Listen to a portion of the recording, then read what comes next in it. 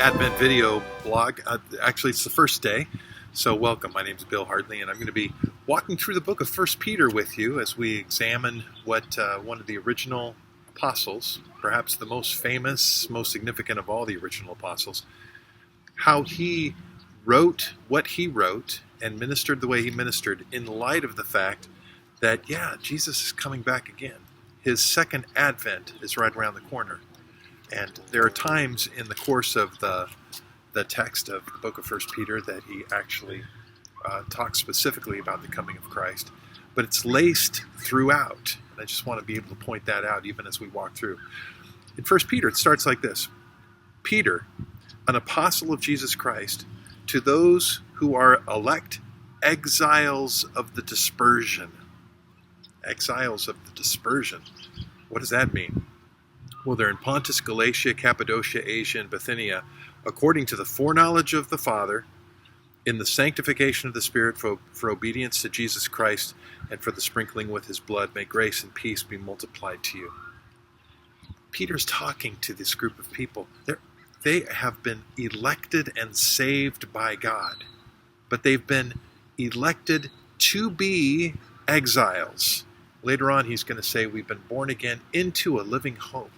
It's been God's intention from the very beginning that we be people who are waiting for the coming of Christ. We're like those who are in exile.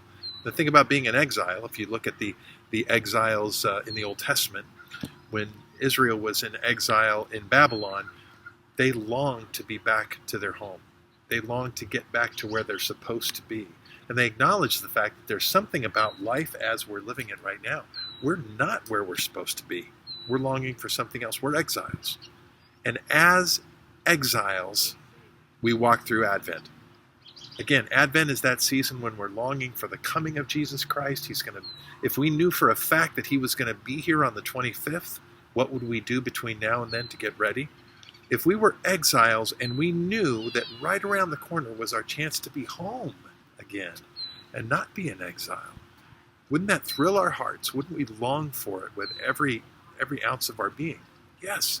So I encourage you to adopt the persona in your prayer life, in your thought life, in your devotional life as you give consideration to this season that you're in exile.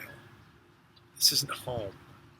And we can surround ourselves like this park in Windsor. We can surround ourselves with beautiful things and try to turn this into heaven. But the reality is heaven is coming. And that's our ultimate longing. And Advent is a season where we set our hope completely on the grace to be revealed when Jesus Christ comes again. We'll talk again tomorrow about how these exiles live out that living hope. Have a great day. Our hope rests in you, Lord Jesus. In your soon return. Coming through the storm. Our rest in you, Lord Jesus. Cause our hearts to turn to